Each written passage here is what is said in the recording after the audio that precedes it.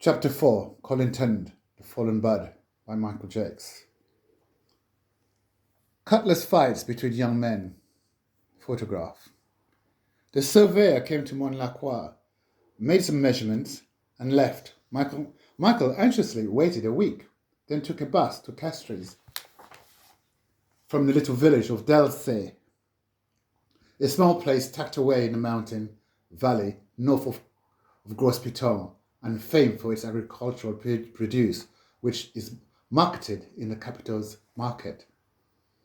A tarmac road, water pipes, and electric supply line run through Delsay to La Fond, where a small bridge spans a rock-filled stream full of catfish cunningly netted by local children, whilst a dirt road leads south through a coconut plantation to Montlacroix and the Jalousie estate. Delsay is also renowned for its blood-curdling dramas, for truly the place is under a curse.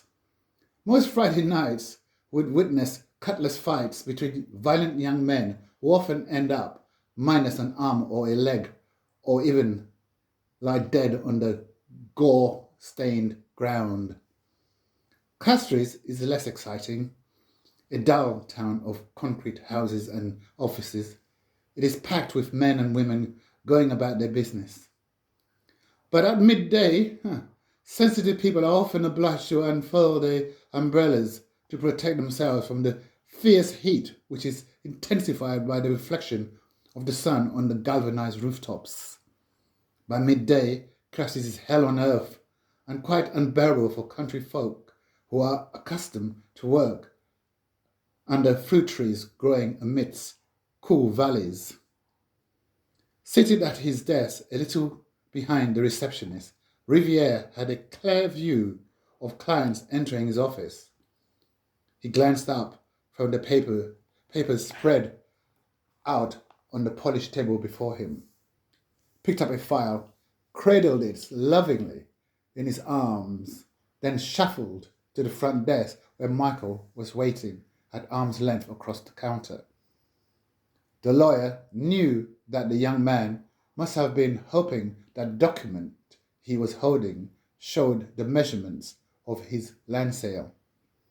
Michael restrained himself from grabbing the file from the venomous little man standing so cockily opposite him in a jacket 10 times too large for his body, but he promised himself that when Riviere was dead, he would spit on his grave.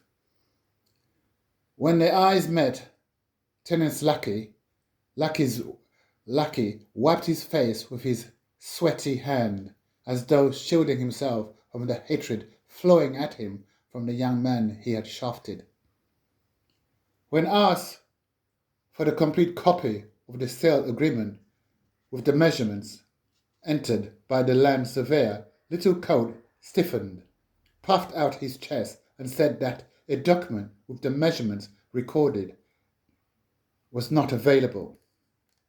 Michael's desire to snatch a document from Riviere was only restrained by his fear of being accused of assaulting a lawyer, a major crime in St. Lucia. Of course, Tennant had already made extensive inquiries about Michael's background in order to advance his plan of occupying the house at Montlacroix, so he knew that Michael had been born 30 years ago in Soufrière and adopted by his grandparents to live with them in the countryside. Like most kids on Gros Piton Mountain, Michael had received little education. In fact, Riviere had told him this. Tennant knew that when Michael's father and mother moved to London and were able to bring their children to join them after winning the football polls, Michael did not or could not write even his name.